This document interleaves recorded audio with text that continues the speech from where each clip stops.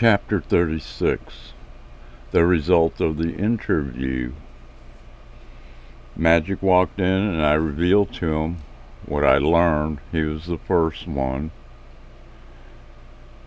And he would pass the information on. Then it was up to the council members and the rest of the founders. Magic. I learned that these three were rescued together. All of them attained high ranks. I did not know that, he said. The two brothers worked under Captain Costello, Thomas Costello. Again, why was that name so familiar? Seems very strange, like deja vu. This is the second time I felt this. It wasn't about the plan we speculated on that made me feel like this. There was something else that I felt about this, and I found out what that was. Big M approached me with a worried look. He said with excitement, "Crikey, mate, I have a feeling these coves are going to crab it. What did you find out?" "Damn, what the hell did you just say?" I laughed at his stress and slang. Never mind. Somehow, after all these years, I understood every word, though, and replied, "No, that's not it. You won't believe what I found out. Come with me. This is important. We need a private computer terminal, and to answer your question, it is quite the opposite. I'll have to show you." Our speculations were right, though. "Bait and switch?" Magic asked. "Pretty much," I replied. I began telling him the story, and to show him as I was shown. I brought up the right links on the computer. I then found that Amy and I are not the only ones receiving an inspiration. And because of your discoveries, Magic, we know that man is not allowed to walk into the past, and the only way to receive information in the past is mind to mind.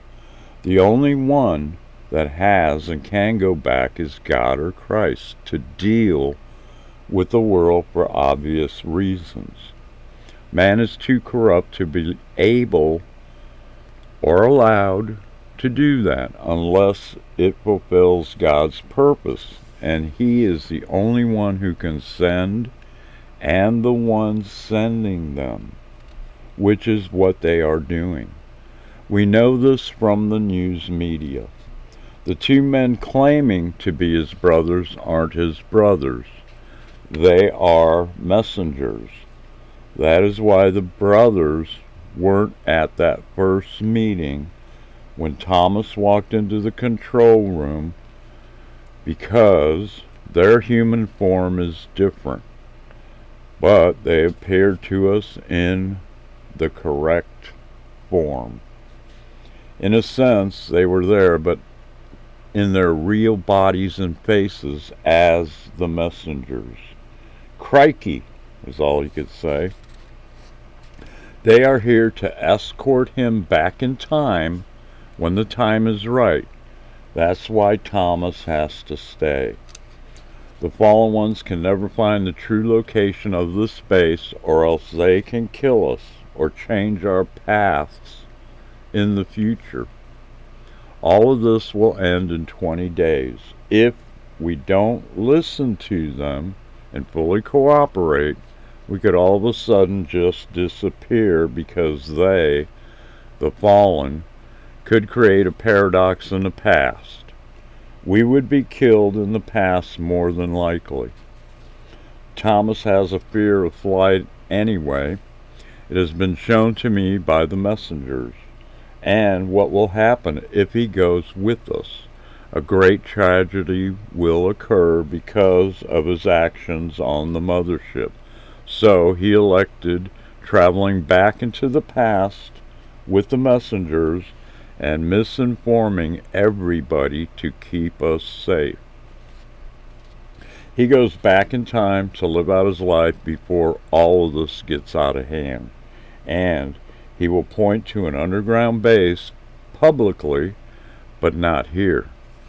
We are on the edge of town here, but the last ship that leaves here on the day they come for us will need to take off about 80 miles from here, making sure they are seen off the top of a plateau called Archuleta Mesa.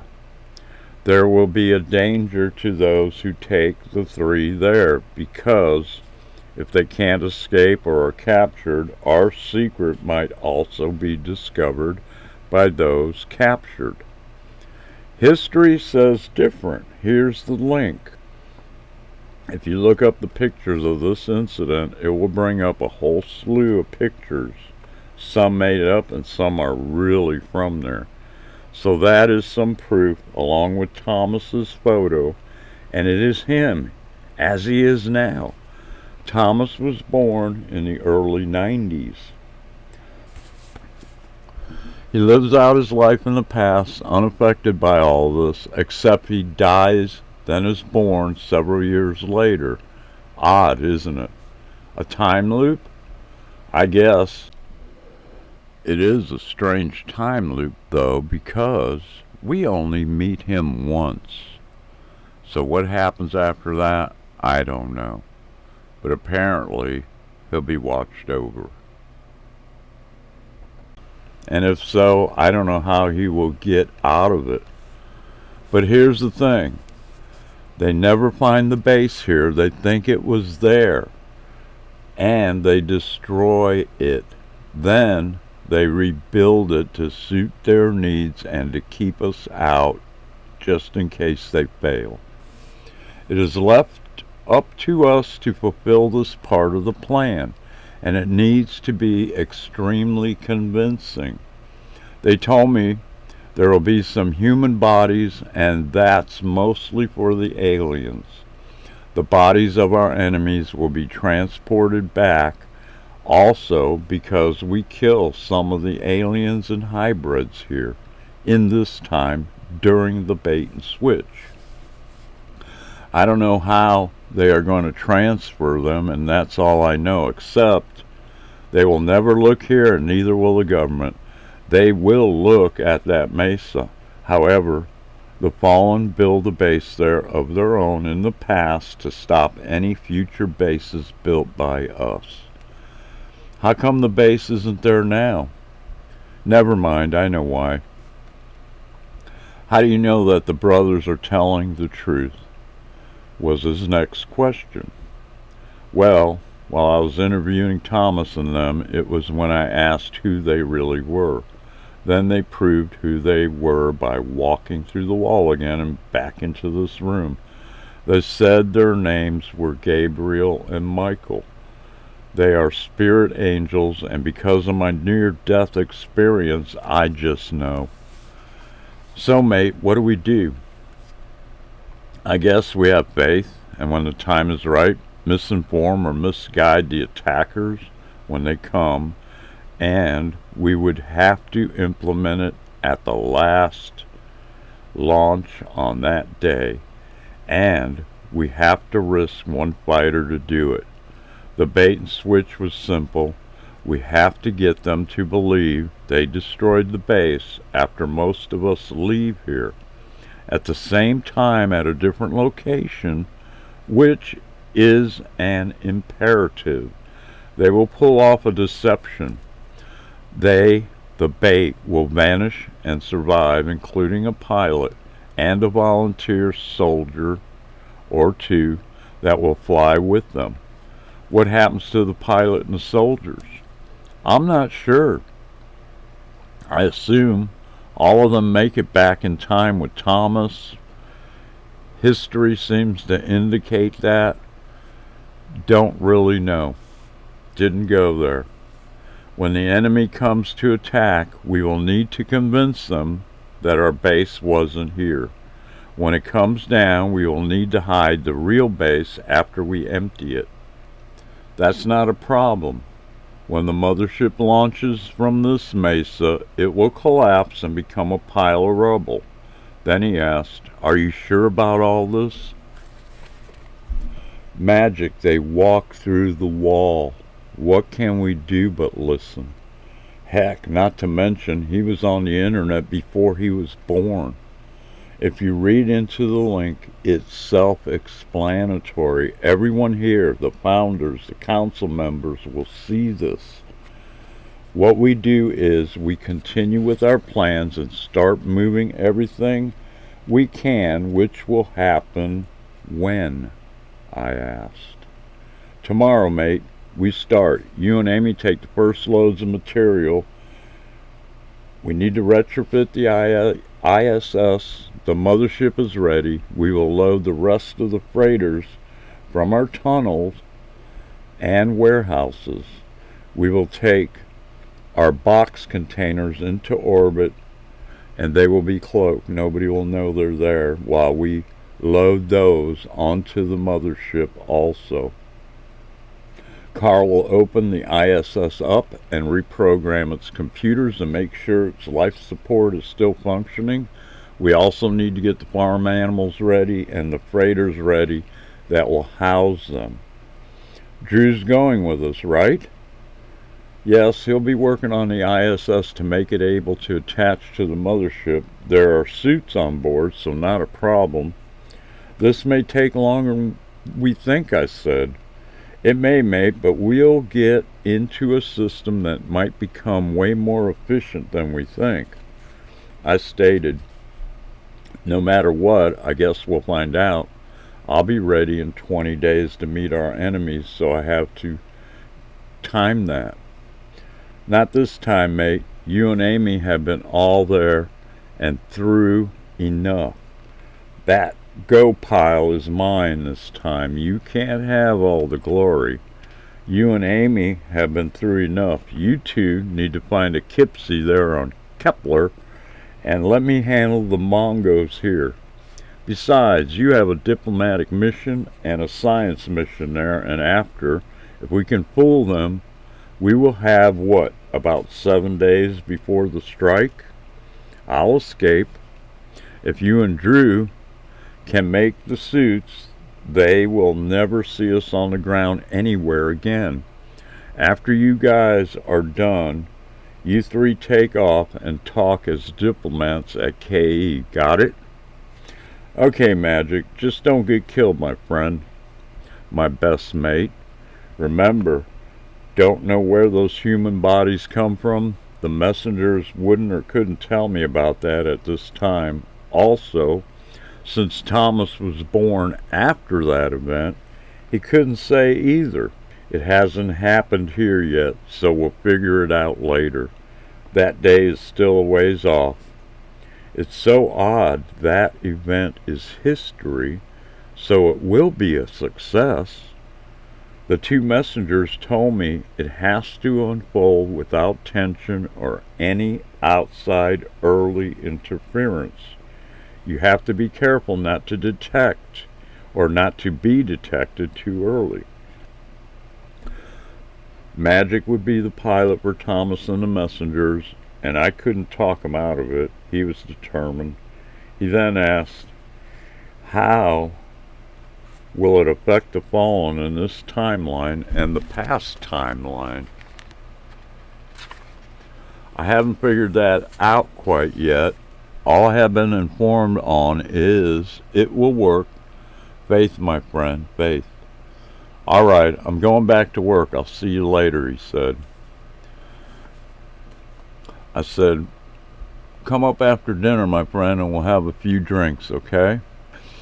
Of course, he said enthusiastically. We'll shicker later. You know it, I said. Afterwards, I headed back to the room to pick up and get things in order. But after giving up my place to fight on that last day, I got a bad feeling about it. Seemed a bit slight right now, but I fear for my best friend. In the apartment, I broke out the flight instructions on our new craft and studied everything Magic had done and learned about traveling to the past. I didn't know why, but felt it was important, and to learn what I didn't quite know yet about the new improvements and knowledge just in case, because something told me in the back of my mind I had to learn everything. 2 hours went by, and after the meeting, Amy returned from her duties with dinner from the cafeteria. She gently hugged me around my waist and kissed me, then took my arm out of the sling to dress my wound. It's only been 2 days. Have you checked your wound? I haven't had time to mess with it. Why? It's healed. We have to take out the stitches. That was unusually quick. I'm surprised. I thought it felt much better. Nothing surprises me anymore, though. That was all I could say. Are we ready for tomorrow? Yes, we have a lot of work to do. I can't wait. Now sit. She treated my wounds with alcohol and started to remove the stitches. I did as much as I could with one arm, but I can finish it easily now, referring to packing the rest of our clothes and weapons. She said, I loaded us up some goodies on the ship with some really good food and snacks. You'll love me for it. Magic is coming up for a few drinks later, okay, baby? Yeah, sure. What else did you find out about Thomas and his brothers? Well, Thomas is afraid of flying. He has a deep fear of it. The whole family, or just the men of the family, I'm not sure. My lie was already being unraveled, and she knew it. She didn't have to enter my mind and wouldn't without my permission, so I kept it up to get a rise out of her. No, the malady is just on the male side of their gene pool. With that said, she pulled the last stitch and slapped me up the side of my head jokingly, then straddled the chair and sat on my lap facing me, sticking her chest in my face while she said, I know how to get you to tell the truth, young man. As I enjoyed this, I let my head fall back and said, look, it's going to take me a while to tell you all of this, and I gave in as I went into La La Land. Just read me, it's quicker. You're allowed to know everything Thomas didn't bring up in his speech, but keep it to yourself for now. Ah, hell, you'll see. I let her into my mind. I was amazed that she could do that and this and that as I melted. A few minutes went by. Wow, oh wow, she said. You have to show me the site. I will. Everyone didn't need to know how they were going to fix it in the past. The council thought it needed to be kept secret. Keep that information to yourself for now. Everybody'll know, but not until we leave. I then kissed her in many places that were bare now and said, okay, stop now. We'll do some more of this later. Time for food, and Big M will be here soon. She then jumped up and looked at the clock, and then at where the stitches were, because a little blood had dripped out when she took them out, but now there was no trace of any wounds, scars, or thread holes, not a trace. Simply amazing. As she revealed her findings to me, she told me of what she viewed. I asked, what do you make of that? It's obvious, but then I'm not sure. It warrants studying, that's for sure. She said with a strange look on her face, and then added, that's not all. When I said I was pregnant, I wasn't, but I had to check. It seems like my whole system is off, and I don't know how long this will last. And it's been this way since we left KE. So you just missed, I said. No, my intuition tells me it's more than that. Cycles are based on this planetary system along with time. So what do you think, or rather, what do you feel?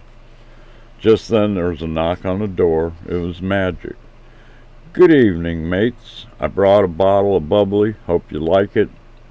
You know we will, Amy replied. Soon there might not be any for a long time, she added. We then both filled him in on what we were talking about, so we picked up where we left off. Amy continued. What I feel is that where you live in the galaxy makes a difference, and it has to do with environment, gravity, the magnetic fields. Even though we are here, our bodies have adapted to the time cycles there. At least till they can change back. It will take some time to study and time to figure it all out, she added.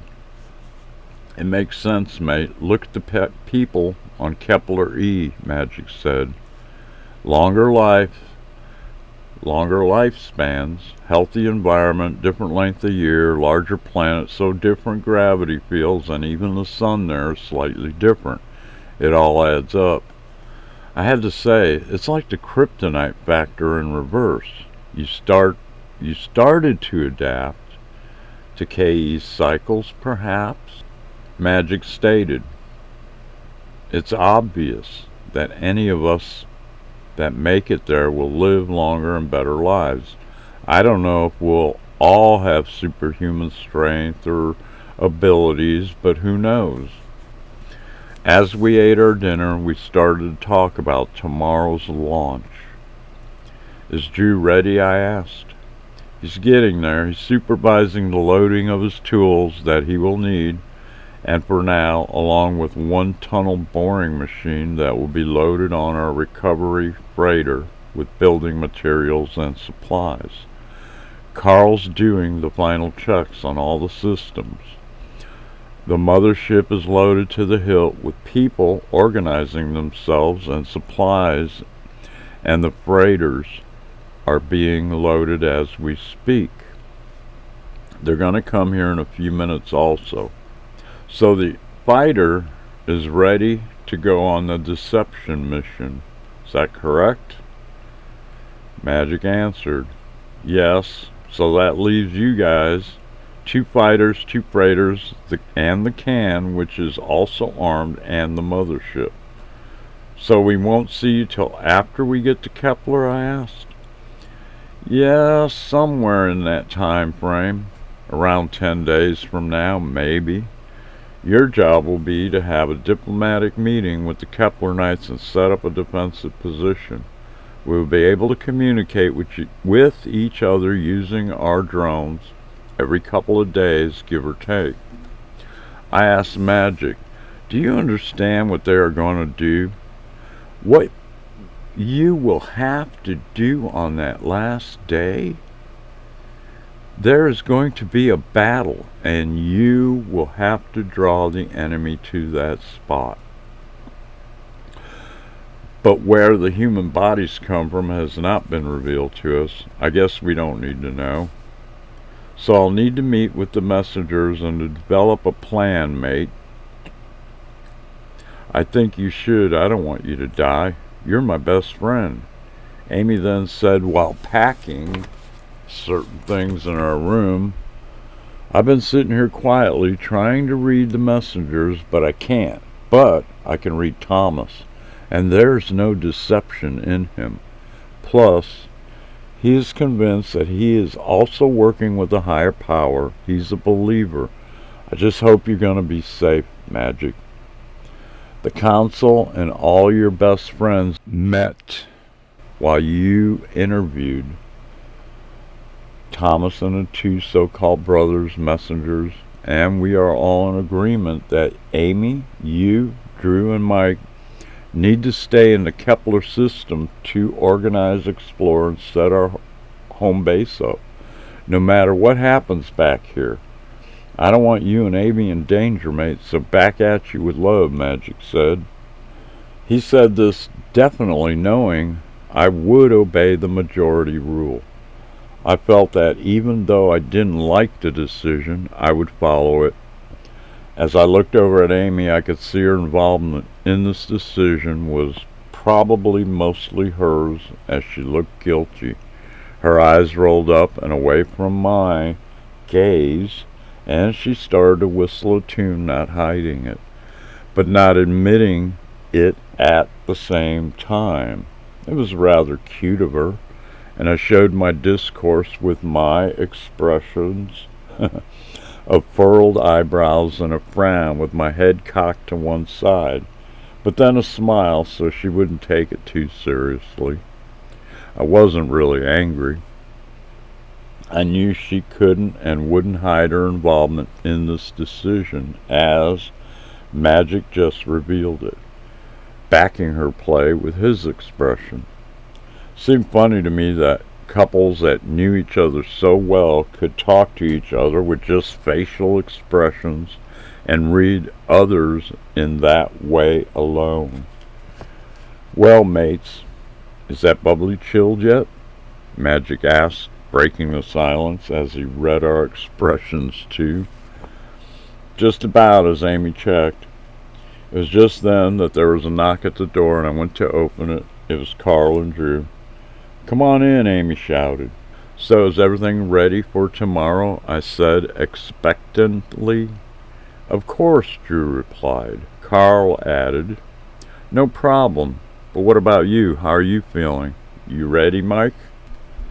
"Hell yeah, I'm ready. But I'm a little bit sore." Then I showed them my wound and filled them in on what we had discussed earlier and explained. I stated as they looked my wound over that maybe everyone would get a benefit of some sort, an enhancement of some special gift that has been dormant, and even maybe a health benefit of superior healing and longevity. We really couldn't pin it on anything specifically. I suspected it was just being wrapped in a magnetic field for so long, but it could have been due to Kepler and its environment taking that in. Just didn't know. I couldn't explain it any better than a returning to the garden in a sense, the way it was meant to be to begin with, or what the ancients said about our beginnings. "That's a weird analogy," Carl said, "but the proof of it is right here, so who am I to deny it? And I can hardly wait to leave myself and experience it. Here you go, mates," as Magic Square poured the champagne steadily for all of us, and then he made a toast. "Here's to a new beginning, and here's to health and change for the good." Everyone responded with their own ethnic response. I replied with Jivio, Amy with Budmo, Carl with bottoms up, Magic with cheers, and Drew with slancha. Then he added, "Wow, that was good." We all agreed with Drew because this drink was rare now. Magic poured us all another till the bottle was empty.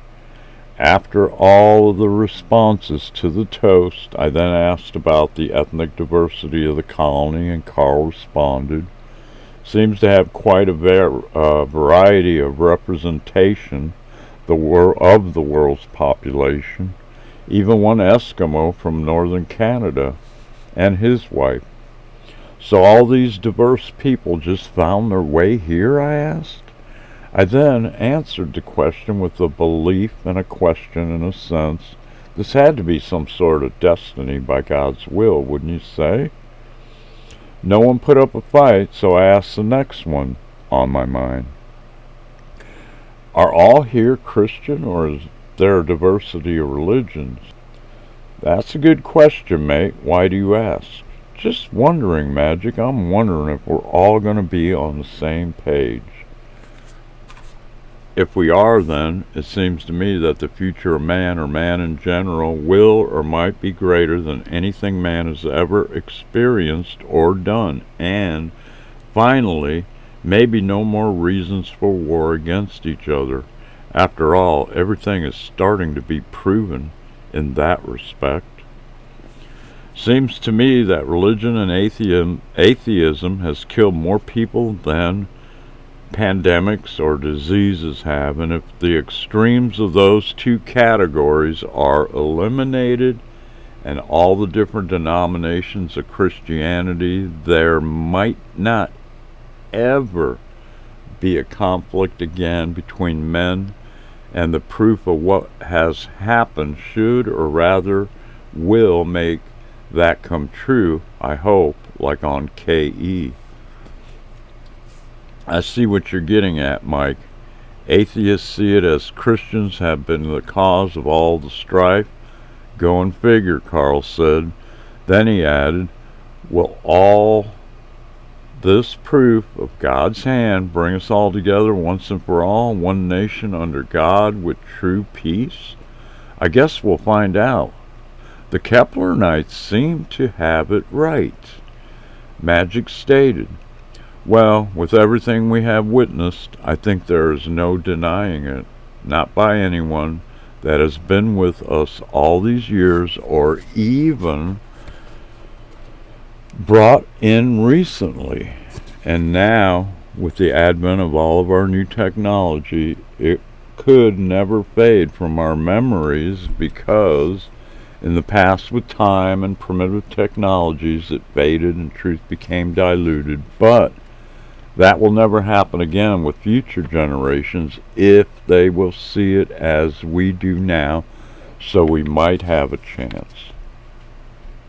Amy said, how could they not learn with all the technology we have to record it all? No one could ever deny it. There's no way possible, I said. I then asked Drew, since he had started out as an atheist, what about you, Drew? What do you believe now? The way I see it, he said, is you would have to be blind not to see this now, and when I'm standing on K, E, or F, I will fall to my knees and thank God I am there after all of this. I just wanted to know your opinion, so I will know what I will say when those leaving with us on that first trip and all that gather tomorrow are there for that first historical launch.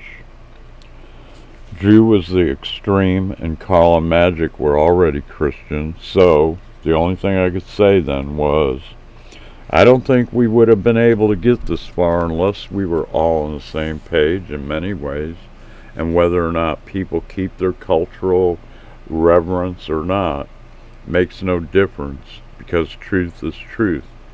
And now we all know what that is for sure, and we can never let it be diluted. I left it at that. Tomorrow I will go with Thomas, Paul, and John, and I will try to come up with a plan on how to misinform the powers we face without losing that last fighter or the death of any crew members that will fly them with me, Magic stated. And after that, he thought for a moment, Carl and all else should be gone the day before my mission. Just to ease your minds, we will let you know what our final destination is before you all leave on how to handle this deception, and if there is something we don't see at that time, you can give us your thoughts.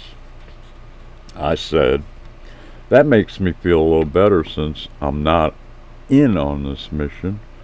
I'll also relay to you with a drone of our progress with the indigenous people there when we get there and how we are doing. This should all go well then. We didn't know, but that plan was going to change a little bit. So before I talk with them, do you guys have any ideas on how we should handle that last day? Magic asked the four of us. Sure, I said, thinking in a military manner. I thought about it as I gave Amy the stink eye. And first you need to consider the ground you'll be on or above and what the three are going to do in all this. We can actually gather some of that info from the archive site and what Thomas said happened. And what he said back then will inform us even more. We'll check it out tomorrow on the site. We need to reconnoiter that mesa to be safe. That is the spot where there will be a battle and the surrounding area as it appears today. Then we have to consider what it is we want to accomplish, and last but not least, how to survive it. If I go through all this, please consider it seriously, because it would have been the way I would have handled it. But now, as I look at Amy again, okay? As Magic said, okay, my mate, I trust your judgment about these things. What you got? Do you know about the Ghost Army and its theory? No, I never heard of it, mate. Okay, during World War II, the American Army set up a Ghost Army, a regiment, to trick the Germans into believing we had way more men and equipment than they had to hold the gaps in the line. This is basically going to be the same thing. They made it look like there were a lot of men and there was a lot of equipment and vehicles and men in strategic places, and they did this with physical dummy vehicles and physical dummy soldiers, which back then they would play the sounds associated with that regiment or regiments. Drew asked, "That sounds like a great decoy, and that they have to believe is real." Yes, and the plan can be flawless, and here's how. First, what do we know? We know that the mesa has caverns and caves, and that Thomas reveals in the late 70s that the aliens and the government have an underground base there. That's in the past, and we know that now. But right now, we know they don't. So in our time, we need to make them believe there's a base there now. So the first thing to do is make it appear that way, occupied. We now know from the past there will be ground forces there that have been killed. There will be dead aliens, hybrid humans, and mutants. In this timeline, their ships also will be there, our ship too. Nothing is set permanently until those three go back in time with those proofs. The battle really happens in this timeline. It must have been flawless because it is in history as an event that's taken place. Amy spoke up. Okay, I see the logic. The aliens will build a base there in the past, since its location has been found out here in the future, so they'll never check this location here to find us. It will be all faked. Yes, that sounds logical and right, I said. They can't check in this present time or won't keep looking in the future since they haven't found us in our timeline except for at that mesa. None of that will happen till we initiate it now. So we succeed? Carl asked. Apparently, yes. We're still here, but we do have to go through with the whole plan as laid out, and from here we can't know all of the aspects, so there is more work to do. So what I was planning was to put up a big hangar door in front of the biggest cavern opening and in front of one or two of the smaller caves. That's what I think will be part of it. Then we pack the caverns with scrap steel and refuse that we have that is expendable, along with some rifles, guns. We also do not need basically junk, plane parts and other vehicle parts, cars, trucks, and pack those with some C4 and try to get the aliens to blow the base up. The idea is to cause cave-ins and make it difficult to reopen, and then they'll see all this as them killing us. Your ship magic is the lure, and all of our launches that will take place from there just to keep this base safe for now. Just in case, if it's done correctly, it should work. That last day is when the real convincing is done by you, magic, which will be the clincher. You left one thing out, my love. How does he save himself? Amy asked with great concern on her face. I don't know exactly, but the messengers will have something to do with that, I'm sure. As I have been told, that part is in their hands, and without looking at the ground, it's hard to say. Magic ship will need to engage the enemy, He's got to make it look good, look real, and somehow escape without detection. I looked over at Amy, and I knew what she was about to say, so I beat her to the punch and said, "All right, we'll have to go there tomorrow early and do a recon. Let's get out the door at sunup. Sound good, Magic?" "Sounds good to me, mate. I'll have to see the 3 blokes when I leave here and get them to go too. How do you feel about that?" I said, "Now you're cooking with gas. I want to know more of their plan, and that will help with your survival tactics, my friend. I'm going to draw up a protocol later that will define how and where to launch any further missions from this planet from there, so I'll need to check that area anyway also. That way it takes eyes away from here. If they spot our movements sooner than later, if they do, it'll fortify that our base is there and not here, because we all know as soon as the ship rises more than 500 feet, it can be spotted if not cloaked, and cloaking isn't foolproof in severe weather. The conditions have to be right to be fully cloaked from ground to any elevation, so we have to be very careful. We also know at lower speeds, magnetic force fields are not foolproof either. So all takeoffs to a higher altitude will happen from there and quickly. So then, when exiting on that final day, Magic, you are cloaked. Then over that mesa, you uncloak for a few hundred feet to draw attention. When you know they are on you, and we do know on that day they will be watching, so we keep totally hidden till then, and we don't know anything about what they'll see between now and then.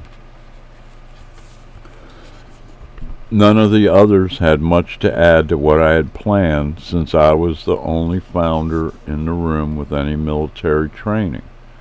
Before it got too late, the party broke up, since we all had more work to do the next morning, but no matter what, everybody left full, happy, and relaxed, and probably for the first time in days.